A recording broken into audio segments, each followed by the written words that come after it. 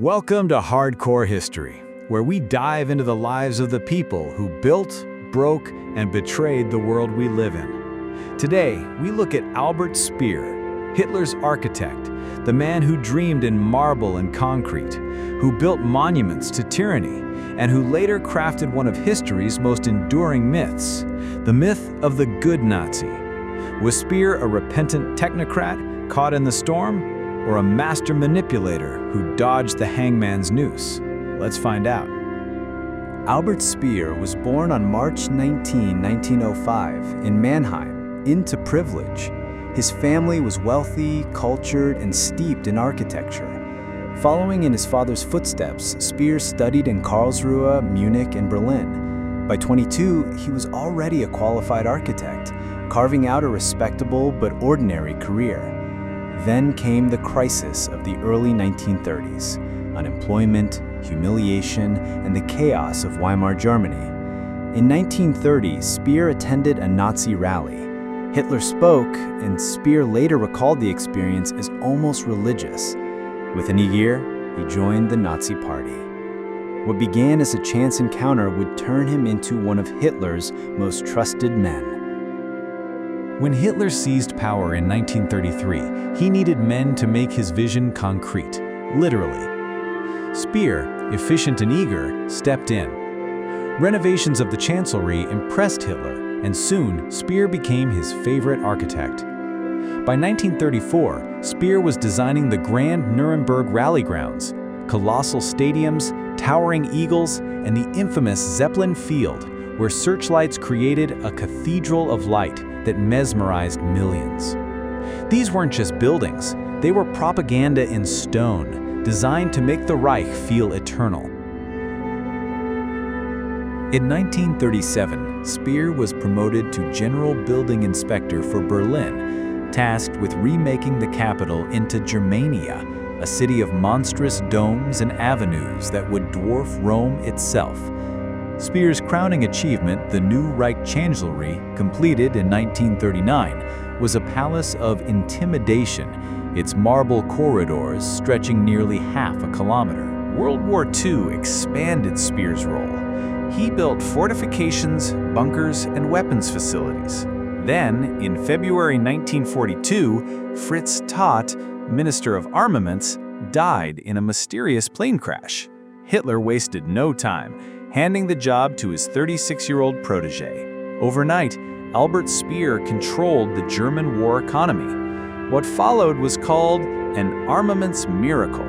Despite relentless Allied bombing, Speer tripled tank output, doubled aircraft production, and kept weapons flowing deep into 1944. But behind the numbers lay horror. Speer's empire ran on human exploitation.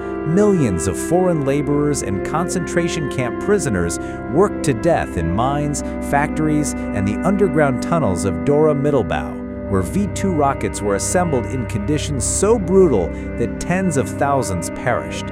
Speer would later claim ignorance, but documents and testimony reveal he saw it with his own eyes. Speer cultivated an image unlike the other Nazi leaders. While Göring strutted and Himmler schemed, Speer played the role of the cultured technocrat, the professional who wasn't driven by ideology, but by duty. This carefully managed persona would save his life. After the war, Speer insisted he hadn't known about the Holocaust, yet records show he attended conferences where Himmler spoke openly of extermination. His projects in Berlin directly evicted Jewish families from their homes. The myth of ignorance was Speer's greatest construction, not in stone, but in words. By 1945, Germany was collapsing. Hitler ordered a scorched earth policy, destroy everything useful to the Allies. Speer, seeing defeat was inevitable, secretly disobeyed. He later claimed he even plotted to kill Hitler with poison gas, though historians doubt the truth of this. In April, he made a final farewell in the Führer bunker. Days later, Hitler was dead and Speer was a prisoner. At the Nuremberg trials, he admitted responsibility for Nazi crimes but portrayed himself as deceived, a man guilty of ambition but not of atrocity. While 12 of his colleagues were sentenced to hang, Speer received 20 years. His confession had worked. Speer spent 2 decades in Spandau prison, secretly writing notes that became the foundation for best-selling memoirs. Inside the Third Reich and Spandau, the Secret Diaries, painted him as repentant, the Nazi who admitted guilt. To a public eager to find a clean German, Speer seemed the perfect figure.